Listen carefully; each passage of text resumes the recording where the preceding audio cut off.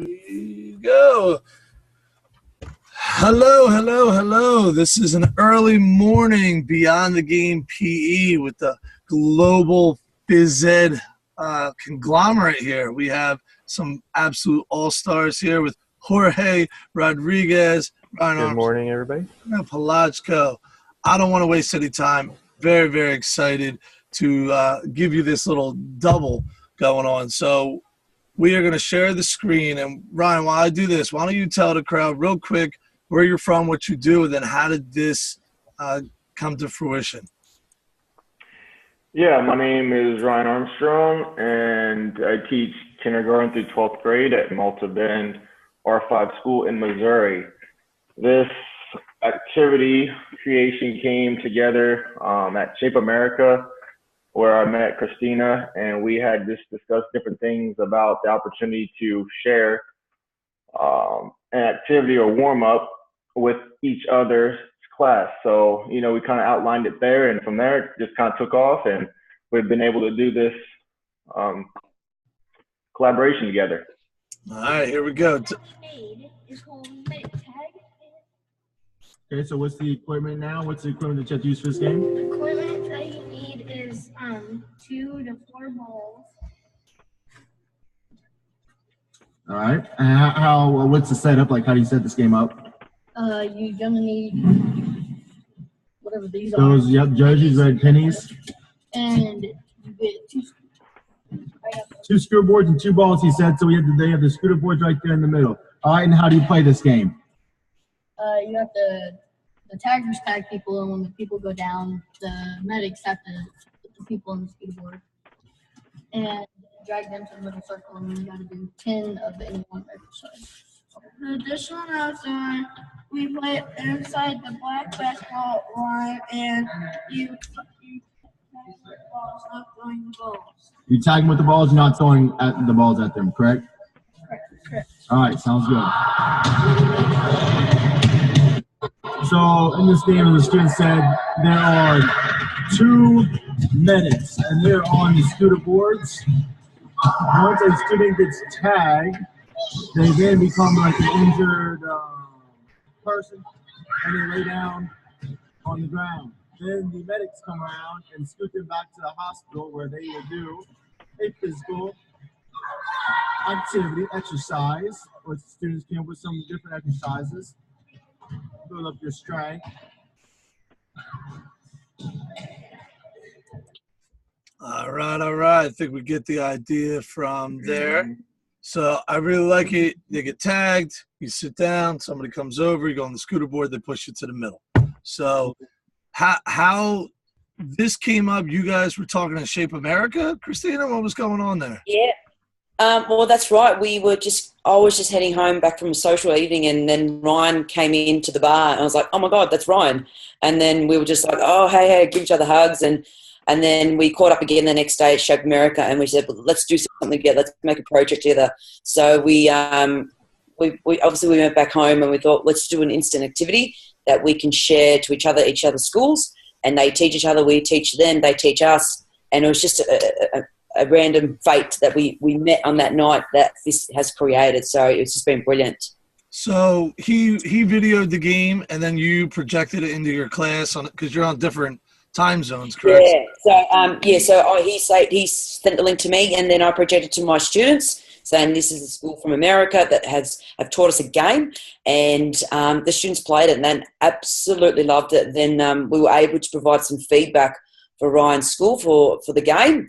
That we're going to be sending back to him, and it was just brilliant because we were able to collaborate from the other side of the world just through an instant network connection. All right, so while I share my screen for those people who have never listened to you on the Voxcast, real quick, you can tell us a little bit about yourself and where you're from? Yes, my name's Christina Polatjko. I'm from Melbourne, Australia, so I teach primary, so elementary from P to 6, and I also the coordinator of digital technology. So I've been teaching for nearly 10 years now, and I've just been doing PE. I can only see myself doing PE, not in the classroom situation. So, and I just love doing what I'm doing at the moment is networking, creating resources, and really making a difference for my kids, and now also around the world. So, and this is one of the games that I shared with Ryan. It's called Pac-Man Bob.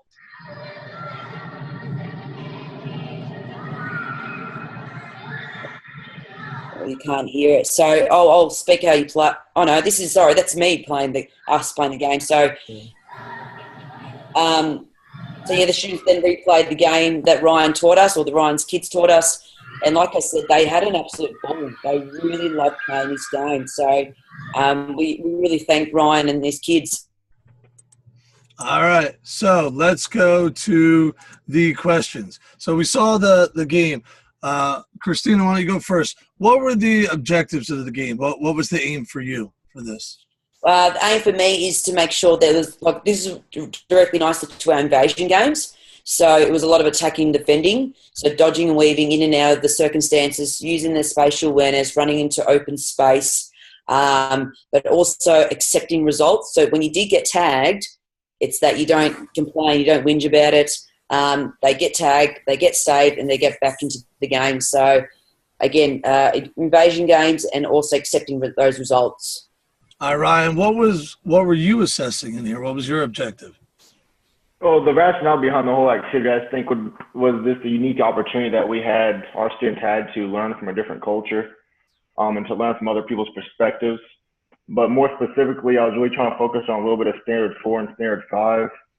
And with Standard 5, I was the students started in groups, and each group, so I had 3 groups of 4 to 5 students, and then they were each given a instant activity creation sheet. Is there any way you can pull that up on that I sent you on the message or not?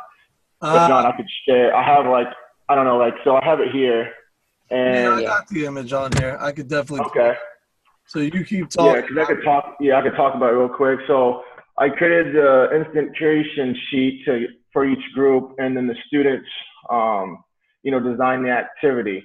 And what I was trying to focus on here was ranking the enjoyment that they're having with each activity, because the students then played each activity that they had created, and voted on the top warm-up game that they liked.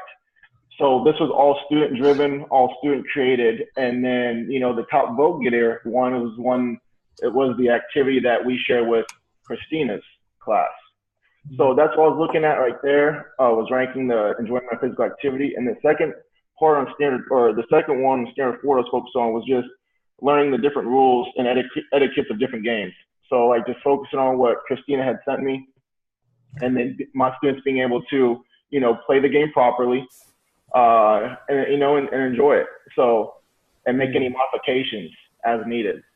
I love it. Now, for the activity, was this the main activity of your lesson, or was this the instant activity? Yeah.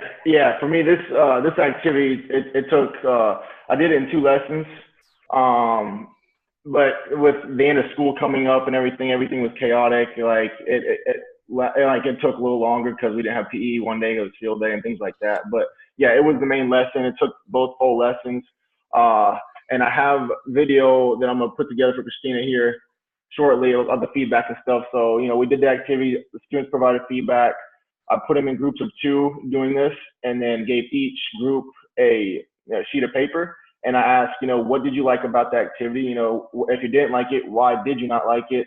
And then I asked, if you could make any changes, to make this game more fun, harder, easier, what would you do? So that's what I'll be sending back to Christina. I love it. Polatjko, sorry, I always mess your last name up. My apologies. What about you?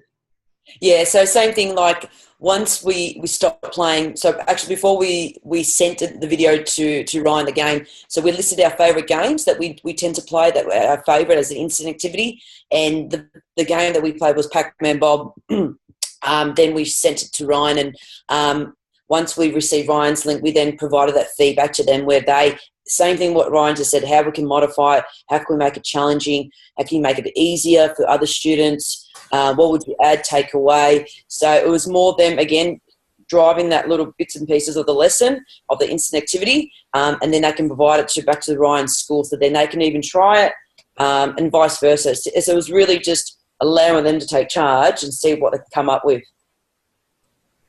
I love it. Jorge, you ready for a question? Yeah, sure.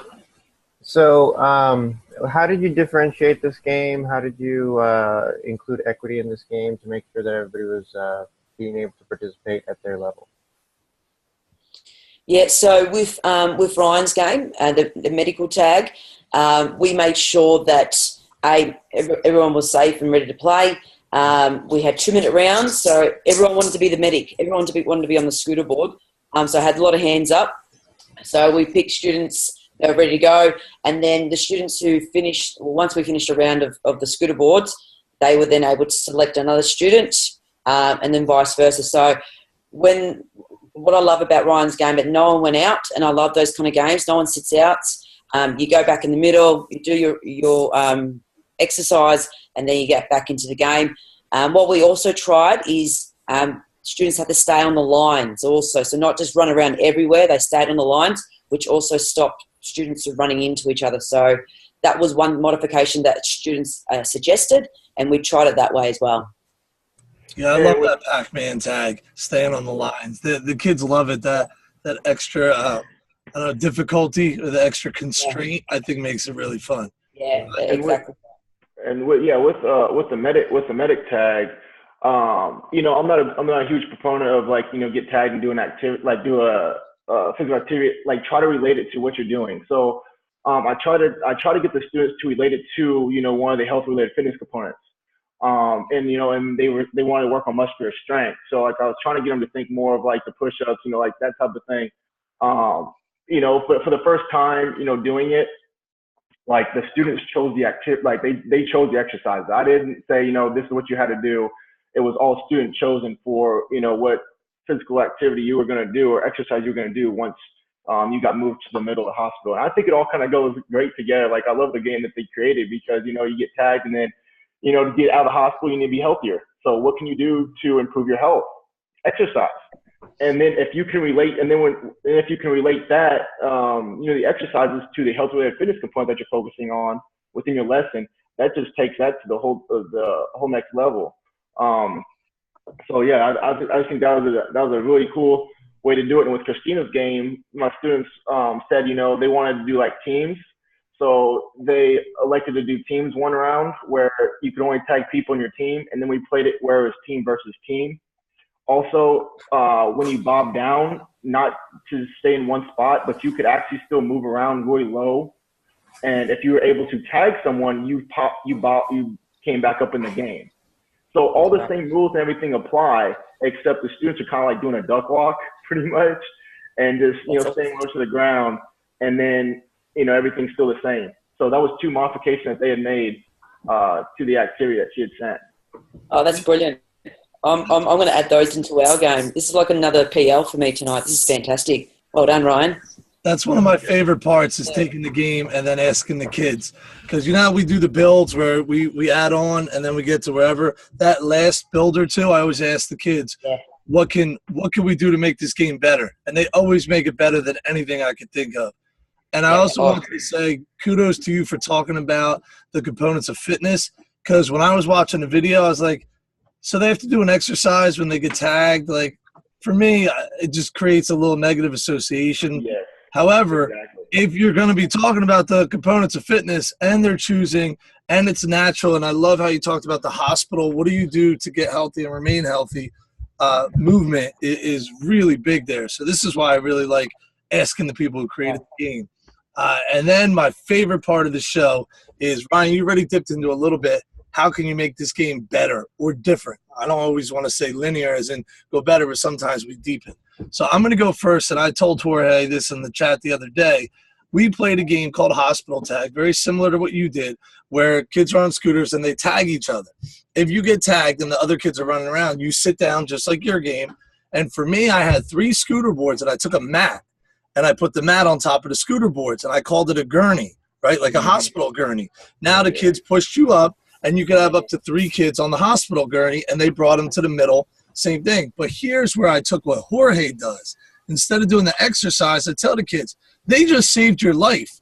What is the minimum you could do if somebody saves your life? And they were like, say thank you. So they had to shake hands, look each other in the face, say thank you, and then they go right back in, because I wasn't working on the 5 components of fitness. We didn't have to worry about any of that. So I think that that's a little twist on your activity. They love the scooter boards, being on the mats, pushing them. So that's one extension, just, laterally, not really vertically.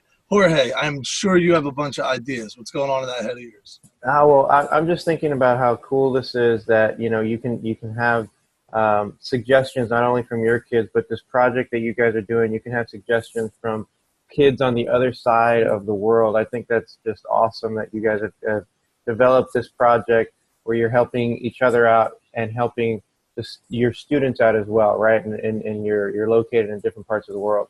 I also wanted to say, I mean, I don't have too many suggestions. I think the game's cool. I think you could definitely modify different stuff to make it work for your environment. But I really like how those subtle differences, those subtle changes make a big difference. So, for instance, calling the area a hospital rather than, I know in some games people call it like a jail or something like that. I think that's huge. Those little subtle differences to give the kids an idea that, like you said, you go to the hospital, you do an exercise, you re-energize, you get healthier, and then you can play again. And then, of course, I always try to add like a social piece where, like Justin said, where if somebody helps you, say thank you, say you're welcome, so that the kids can know that interaction is important as well. So it's not just playing a game, but we're learning how to be kind to each other as well. So I mean, you can always add those little things to your games to make it a little bit more social and to encourage like a healthier perspective rather than a negative. So I think that's awesome. Hold on. All right. So last words, Ryan, anything you want to tell the world out there, either about this, about your projects or the future, anything you want? No, I don't have a whole lot. I just thank Christina for this opportunity to work with her. It's been amazing. My students have absolutely loved it from the get-go, and that's the game that she shared is now one of my students' favorites, and the game that they created is also now one of their favorite games that they continue to ask me if we could do it for warm-up. So it ended up just being just amazing opportunity to work with her, and I'm just very fortunate that my students had the opportunity to learn from different students from across the world, and just a great end to my my last year at the school that I'm at, as I'll be moving to a bigger school next year, huge school district, and just welcoming that opportunity and just lucky to be where I'm at. Christina, final words? Yeah, spot on. Again, it's really easy to do this. It's just an actual hey, mate, would you like to do a quick project? Like, Justin, let's just exchange a quick game to each other. So it's not a hard thing to do. And I encourage people to do this more often because sometimes we're a bit scared to think, I don't have time. But, it's a simple text message or Twitter message, and you simply do it because this is now expanded even more. Just from one little game, now we've got ideas from you, Justin, from yourself, Jorge, from Ryan even more. We've got 2 games that we can even unpack even more into the health and fitness components, to invasion games, to everyday, feelings, to saying thank you, you're welcome. So it's more than a game, and it's like you guys call this show, it's beyond a game. So, and that's spot on. So I encourage you all to get out there and get in contact with someone and try it out. Jorge, any final words? No, I mean, just to reiterate, I think it's awesome that you guys are doing this global project, and like you said, you could learn from each other, and more people should do things like this so that we can get different perspectives of what the world looks like in different areas of the world. So I think that's awesome. Christina, Ryan, Jorge, thank you for your time. I really appreciate it. And another episode of Beyond the Game PE.